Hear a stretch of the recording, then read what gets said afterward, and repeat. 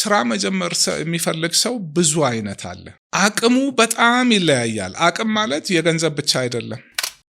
ከፐርሰናሊቲ ተነስቶ ከችሎታ ተነስቶ በቃ ህይወት ውስጥ ትልቁ ከባድ ስራ አንተርፕረነር መሆን ነው። ምንም አይነት ሙያ ይዘህ ተቀጥረ መስራት ቀላል ነው። መንግስት ሆነ የግል ሆነ ምን ሆነ ለምን የተወሰነች ሰዓት አለ፣ የተወሰነ ግልጽ የሆነ ካንተ የሚጠበቅ ነገር አለ። ትወጣለህ፣ ትገባለህ፣ ደሞዝን ታገኛለህ። እንዲህ ሊኖር ይችላል። አንተርፕረነር ሆንክ ማለት ይሄ ሃይ ዋየር አክተር ላይ አይደለ፣ ገመድ ላይ without a safety net ትሄዳለህ።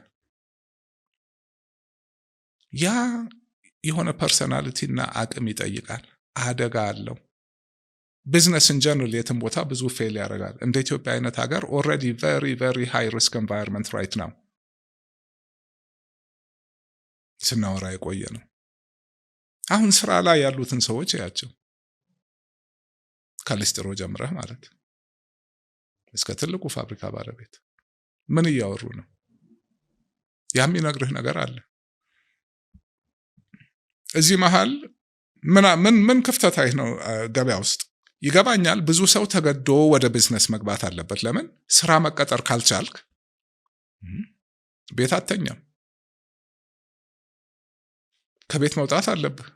ማግባት አለ፣ ቤተሰብ አለ። ራስህን ችለ መኖር አለብህ። ስራም ማታገኝ ከሆነ ምንድን ነው የምትሆነው?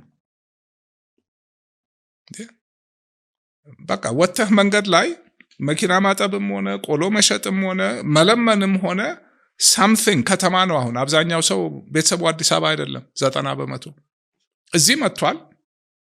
ከዚህ ወደዛ ብር እንዲላክ ነው እንጂ ከዛ ወደዚህ እንዲመጣ አይጠበቅም። ወጣት ነው። ሁሉም ድለላ በለው ምን በለው አሁን ሰው ሁሉ እዛ ላይ ነው የተሰማራው። ወዶ አይደለም አሁን አንተርፕረነር ልሁን የሚለው። አሁን እዚህ ጋር ተመቻቸ አልተመቻቸ ምናምን ጥሩ ነው አይደለም አልኩት፣ ተገዶ የሚገባ ነው። ኦኬ አንዳንድ ነገር ማማረጥ ትንሽ ካፒታል ኖሮት ኦር ሳምቲንግ የሆነ ደረጃ ሲያልፍ ነው። ኦኬ ምንም የሌለው ከገጠር መጥቶ ምንድነው ኢንተርፕረነር ሊስትሮ ይጀምራል። ከዛ ቀጥሎ ምንድነው ሜቢ ሱቅ በደረቴ፣ ከዛ ቀስ ብሎ ሱቅ፣ ከዛ ምናምን እያለ ያድጋል። ይሄ በቃ ይሄ ትልቁ ሰፊው ማይክሮ ኤንተርፕራይዝ ምናምን ኢንፎርማል ሴክተሩ ዲቨሎፒንግ ካንትሪስ ሁሉም አሁን ይሄ ነው እድገቱ። ሰው ወደ ከተማ እየመጣ ነው፣ ስራ የለም ምናምን። የኛ የባሰ ነው። እነዚህ ሰዎች አሁን ተገደው ነው። ቅድም ያወርኩት ሪስክ ኢዝ ኤቭሪዌር። ኢንፍሌሽን የኮንሱመሩን ፐርቼሲንግ ፓወር ገድሎታል። የሁሉ ነገር ዋጋ ጨምሯል። የገዢው መግዛት አቅም አልጨመረም። እዚህ ማክሮ ፒክቸር ውስጥ ተገደህ ነው። ያም ደግሞ ተገደህ ገብተህም ችግሮች አሉ። ኢን ጀነራል እኔ ኦፍ ኮርስ በራሴ ያው ብዙ ነገር ላይ የሄድኩ ነው ብያለሁ። ኦኬ በሂደት የሚመጣውን ስለማውቅ ማለት እነዚህ ስራዎች ለዛሬ ሰርቫይቨል አይሆኑኝም፣ ለረጅም ጊዜም ላይሆኑ ይችላሉ። እንደውም ከኔ ብዙ ሊፈልጉ ይችላሉ። አላማዬም ደግሞ በቃ it's not about እኔ ሌላ አላማ ስላለኝ ነው። ግን አሁን እዚህ ጋር ያለው ችግር ይገባኛል። አብሶ ይሄ ሁሉ ወጣት ተማረ፣ እሺ what it's worth፣ ተመረቀ፣ ብዙ ከገጠር የመጣለት ገጠር ተመልሶ መሄድ ያለ ተምሯል፣ አይቷል። ኤክስፔክቴሽኑ ከፍተኛ ነው። ግን አመት ያያል፣ 2 አመት ያያል፣ 3 አመት ያያል፣ ስራ የለም። ሱነር ኦር ሌተር በቃ የማትሰራው ስራ የለም። አሁን በእንደዚህ ሁናቴ እዚህ ውስጥ ብትገባ ይሻላል ብዬ ምንድነው ነው የምመክረው? ነገርኩ። ሊስትሮ ችግር አለው፣ ባለሱቆች ችግር አላቸው፣ ሬስቶራንቶች የሁሉ ኢንግሪዲየንት ዋጋ በቃ የት ወጥቷል። የምናምን ዋጋ ምን እንደገባ ታውቃለህ? ሽንኩርት በለው ዘይት በለው ምን። እሺ እስከ መቼ ነው ዋጋ የምጨምረው ምግቡ ላይ? የሆነ ፖይንት ላይ መጥቶ የሚበላ የለም። አሁን ወጪህ እንዲመጥቷል፣ ዋጋ እዚህ ጋር ደርሷል፣ ዋጋ መጨመር አትችልም። አሁን እንዲህ በሆነ ማንም ሰው አይኑ እያየ አይራብም አይሞትም። በቃ ኢንአፕሮፕሪየት ወይስ ሙስና ከየት ነው የመጣው? ከላይ የመንግስት አይደለም የግል አይደለም ሁሉም አይደለም። አንድ ይሄ አልገባበትም የምትለው ተቋም የለም። እንኳን ከታች ከላይ ያለ ፕሮፌሽናል ሰራተኛ ሁሉ አሁን ሊኖርበት የሚችለው ደሞዝ የለውም። ስለዚህ ምንድን ነው የሚያደርግበት? እዛ ቁጭ ባለበት እኔም በሆነ አደርገዋለሁ። ቤተሰቤን መቻል አለብኝ። ጫናው ማለው? ተገልጋይ ላይ ገዢ ላይ። ግን ያም ቢሆን የተወሰነ ሰው ያለው እድል ነው። ሌላው ምንድን ነው የሚያደርገው? ችግር ላይ እንቅርት ላይ ጆሮ ደግፍ የሚሉት ነገር አለ። ኦልሬዲ ምንም የለህም። አሁን ኬሶች አውቃለሁ። ቢዝነስ ውስጥ ገባለሁ ተብሎ ከሰው ተበድሮ ቤት አስይዞ ምናምን ይገባሉ። ቢዝነሱ ይከስራል፣ የነበረውም ይጠፋል።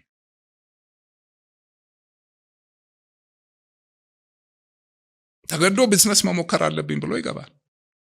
ኤንቫይሮንመንቱ ነው ላይክ ዝም ብሎ ቦራ ያለ በጣም ብዙ ከትልቅ እስከ ትንሽ የምሰማቸው ታሪኮች ናቸው። ኢንቨስት አታርጉ፣ ስራ አትስሩ፣ ቁጭ ብዬ ልራብ ልሞት ነው። ግባና ይሄን አድርግ ያን አድርግ። እንዴት ነው? እኔ ራሴ ያልገባኝን ነገር እንደዚህ እንደዛ ነው። ይሄ አሚን ትንሽ ዞርኩት፣ ግን አይ ዶንት ኖ ግልጽ መሆኔን። ይሄ በእንግሊዝኛ damned if you do damned if you don't between a rock and a hard place። ይሄ ወቅት ላይ ነን፣ ያልፋል። አንዱ ሁሌ መርሳት የሌለብን እንደውም እሺ ያው ፍልስፍና ውስጥ ልንገባ ነው።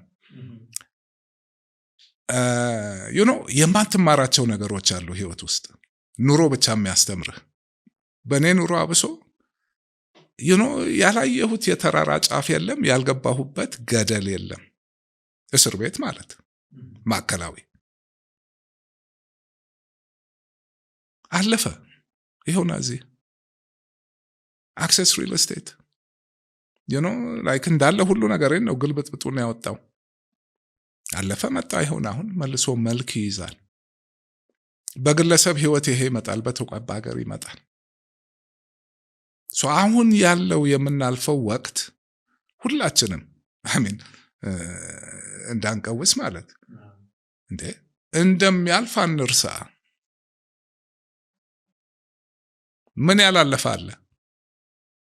ጥሩም መጥፎም። የመከራ ጊዜ ይመጣል ይሄዳል፣ በአገር ህይወትም። ተስፋ መቁረጥ የለብንም። አሁን የምናየው ላይ ቆመን ከዚህ አልፈን ሆራይዘኑን ማየት ካልጫን ሆፕ ታጣለህ። ያ ማለት ደግሞ ያው መሞት ማለት ነው። ህይወት እስካለ ሆፕ አለ። ሁሉ ነገር ለውጥ is the only thing we know in life። የመጨረሻው ጨለማ ቀን ይነጋና ይሄዳል። ያ ብርሃን ደግሞ እንደገና ይጠፋል። ይሄንን አስበን አሁን ያለው ወቅት እንዳለ ሆኖ they say timing is everything። ምን ያክል ኢምፖርታንት ነው ታይሚንግ እንደውም ቢዝነስ ላይ? አዎ ታይሚንጉ ራይት ናው። ኢትዮጵያ ቅድም እንዳልኩት ትልቅ ፖቴንሻል ምን እንዳላት ሆና ለኔ አሁን ታይሚንጉ ሰው ከዚህ የዛሬ 4 ዓመት አንድ ቪዲዮ ቀርጬ የለቀኩት ነበር ስለ ቢዝነስ ምናምንና እንደዚሁ አይነት ነው። የዛሬ 4 ዓመት አውርቼ ኮሜንት መጣ ማለት ምን ማለቱ ነው ምናምን ሁሌ የችግር ጊዜ ነው እድል ያለው ምናምን መፍራት። ኦፍኮርስ እዚህ ሀገር ረግጠው የማያውቁ ሰዎች ናቸው እንደሚጽፉት። እዚህ መሬት ላይ ነው ኖረዋለሁ። አሁን የማወራህ ነገር እዚህ ጋር ያዋለው ይሄን ማለቴ ጥፋት አይደለም። እንደኔ በኢንቨስትመንት የሚያምን በኢንተርፕረነርሺፕ የሚያምን የለም። ግን ላይፍ ሪያሊቲ አንዳንዴ አርፈ ቁጭ ማለት ያለበት ስቶርም ሲመጣ አውሎ ንፋስ ውጭ ሀገር እኛ ደግነቱ የሰጠን ነገር ቆንጆ አየር ነው አብዛኛው ቦታ። ልክ ስቶርም ይመጣል ሲባል ሁሉ ነገር ይዘጋል፣ መስተዋቱ ቦርድ ይደረጋል፣ ሰው ሁሉ ቤስመንት ይገባል ጣራውንም አንስቶት ስለሚሄድ። ኦኬ ሰው ከቤት አይወጣም። ስቶርም ሲመጣ you let the storm pass and then you move on። እኔ እንግዲህ ምንም ይሄ የምመኘው ነገር አለ የምፈልገው ነገር አለም ግን እንግዲህ የማየውን ነው ማወራው አይደል የምትመክረው ሰዎች ጊዜውን እንዲጠብቁ ነው ለመስራት ኖ ምንም እንደዚህ ስለ ኤርሚያስ እንዲያለ ተብሎ ሌላ ወሬ ነው የሚወራው ስለዚህ እኔ አልመክርም ምክር አልመክርም እኔ ምንም አድርጎ አላልኩም እንደው አንዳንድ መረጃ አቀብያለሁ